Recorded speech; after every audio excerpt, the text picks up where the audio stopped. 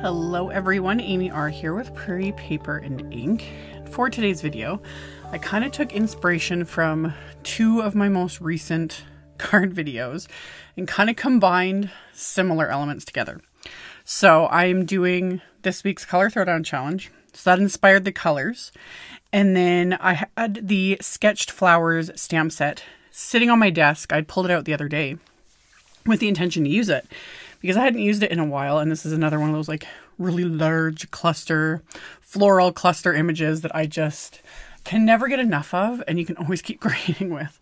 So I pulled that out, and I am stamping that onto Simon's 120-pound white cardstock, and I inked it up with clear embossing ink, and then I'm going to white heat emboss it on the cardstock, so you can kind of see it on camera. You can actually see it better before it's heat embossed. Once it's heat embossed, it kind of almost like disappears. So I'd used my anti-static powder tool, stamped the image, coated it with detail white embossing powder, and then I'm going to melt this with my heat tool. And regardless of whether I'm doing, white on white or just any type of embossing powder, but it especially is more noticeable when you do white on white because it's harder to see, is I always tilt my cardstock in the light, because if there's any areas that are like dull or grainy looking, it means they haven't melted. So then I can hit those little spots with my heat tool, get them melted, then we're good to go.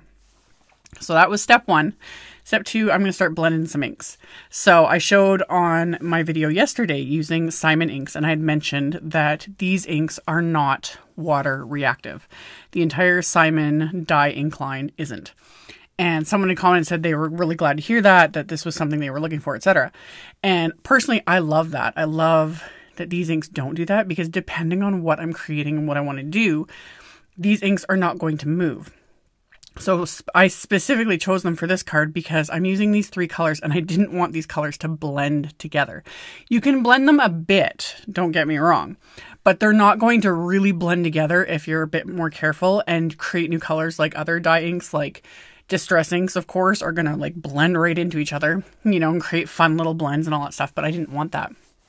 The other thing I really like is if I want to add anything on top of this, like if I did a blended background with these inks and then added glitter paste or something like that, it's not going to react. The ink isn't going to move. It's not going to change color or anything like that. So it just kind of depends on the projects you're working on or personal preference when it comes to inks. But I thought I would just mention that because a lot of people aren't aware of that.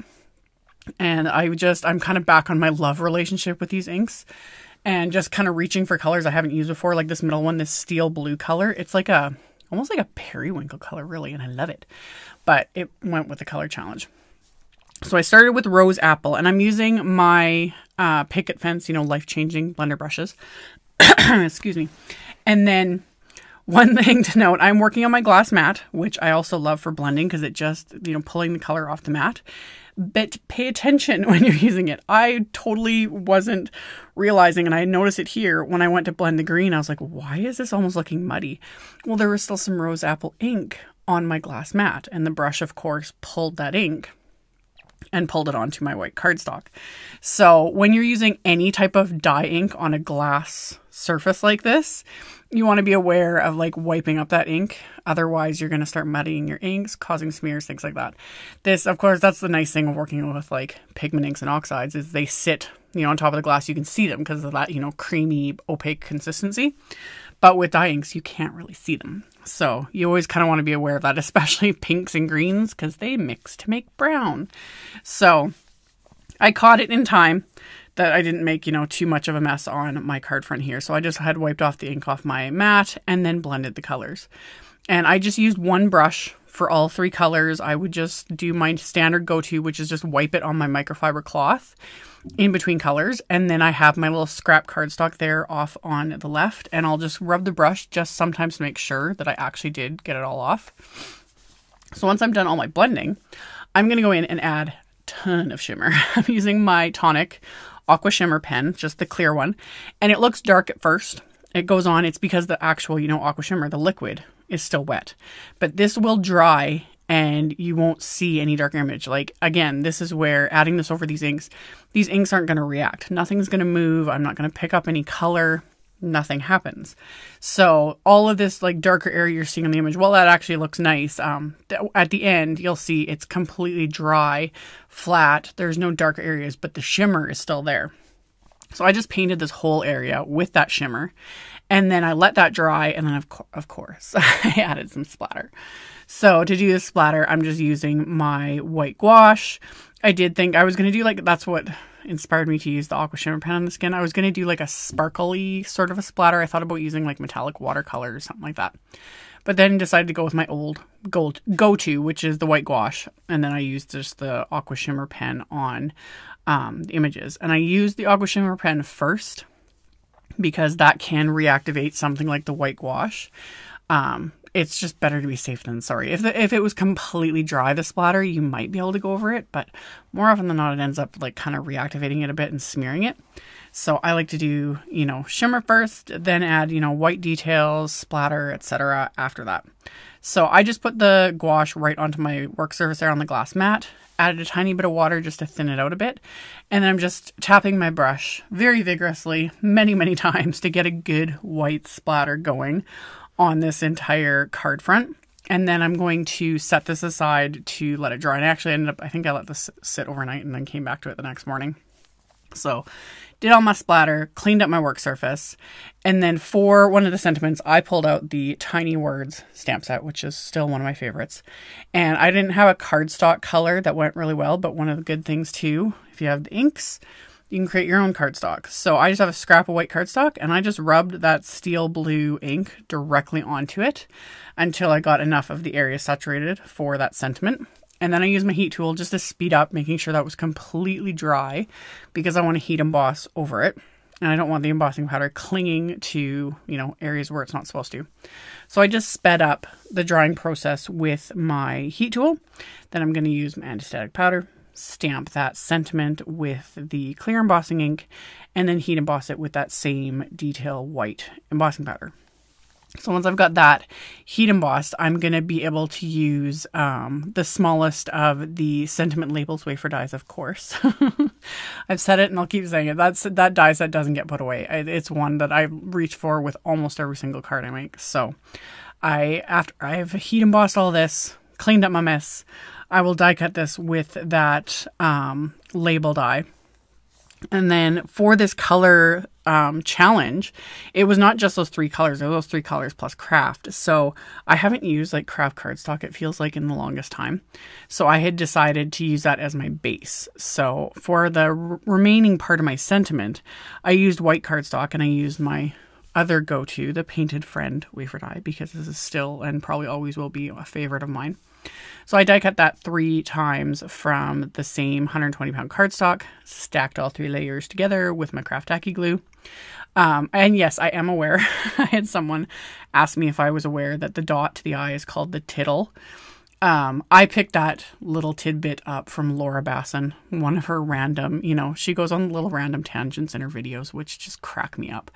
And yeah, she'd done a video for Simon forever ago and went on about learning that's what you call the dot to the eye. And every time I think of that, I think of her, and it just kind of makes me laugh. I still call it the dot just because most people aren't aware that that's what it's called. And I don't need someone like flagging my videos for inappropriate language because, you know, crazier things have happened. So anywho, I just thought I would mention that. So once I had stacked all those layers together, I trimmed down the sponged card front with my paper trimmer because I wanted it to be smaller than the actual card base. So I trimmed that down, and I also used my trimmer to trim down the little sentiment label strip here. So once I got that trimmed, I also pulled out my cardstock. So everything aside, pulled out my cardstock base. So Neenah Desert Storm 100-pound cardstock. And I'm using just a sentiment from the Sketch Flower set and stamping that just in the lower corner of the card base here on the inside. And I wanted to stamp and heat emboss this first before I stamp the like flower cluster image, because this is the only thing I want heat embossed. I don't want anything else heat embossed. So this is the only thing I want clinging, like the heat embossing powder clinging to.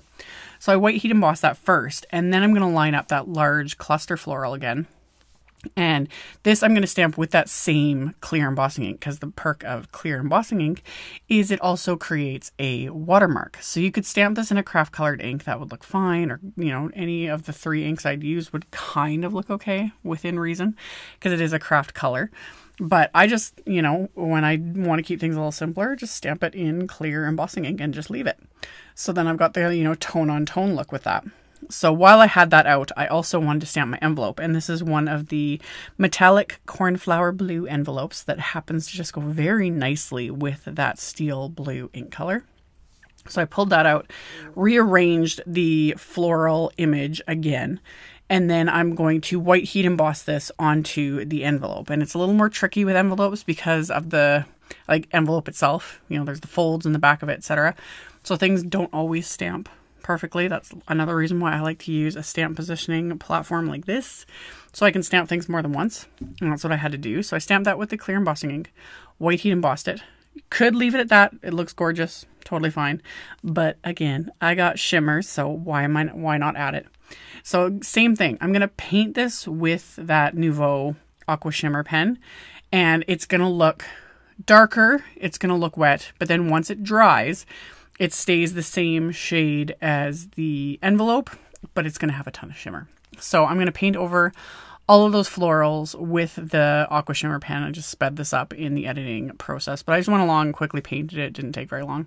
And I also like to, when I'm using any shimmer pens like this, I like to hold up whatever it is I'm working on sometimes, because what it looks like to me when it's laying flat, it looks like it's covered, but then I'll hold it up to the light and I'll see all the spots that I might have missed or that just need more shimmer. So I added all the shimmer, and then I can set that aside, let it dry for a few minutes, and I'll be good to go. Now I can assemble the rest of my card. So I have my card base here of this Desert Storm cardstock. I put Simon's Big Mama foam tape on the back of my sponged panel. Again, mentioned this in the previous video. I've mentioned this in a lot of videos. I'm like finally running out of this foam tape. I've had it for 2 years, something. I make a lot of cards. Love it. The only thing you need to be really like, and which drives some people crazy, but I use the tip of my scissors, is that foam tape is the release paper is finicky. It doesn't want to just come off easily. You got to get a corner up. So I like to use the edge of my scissors because my nails just don't cut it usually. So I just use the edge of my scissors. I'm able to get the backing off. I like this foam tape just because it's thinner than standard foam tape. So I still get my dimension, but I'm not getting as much bulk. Again, personal preference. So I adhered my card front to the base. I adhered the die cut friend with craft tacky glue. I am now coating this with that tonic shimmer because once I start, you just can't stop. It's just too gorgeous not to. So coated that with the shimmer. And then the little sentiment strip, I'm just going to adhere directly over that. And as usual, I can't stop. So I got to add some bling. And you have to. So I pulled out some Studio Caudia. These are the April crystals because there's all the different monthly crystal mixes and all the different colors. So this one has some clear, some iridescent, and some like not fully white, but they're a little more opaque with the iridescent. So I used a whole mixture of them and had them like a ton of them on here because again, they're subtle enough that it doesn't, overpower this floral image, but then it adds that sparkly and shimmeriness. So I just kind of sprinkled those all around these flowers and then adhered them into place with the craft tacky glue and my little jewel picker to pick them up. And once that's done, that finishes off the card. So as always, there will be a link below the video to my blog post. I'll have a link to the color challenge if you guys want to check it out because anyone can play along. So I'll have a link to that. I'll also have a supply list with links to all of the supplies and whatnot. You can check that out below if you're interested. As always, thank you guys so much for watching, for subscribing, for thumbs upping, commenting. I really, really appreciate it. And I will see you all very soon in the next video. Bye.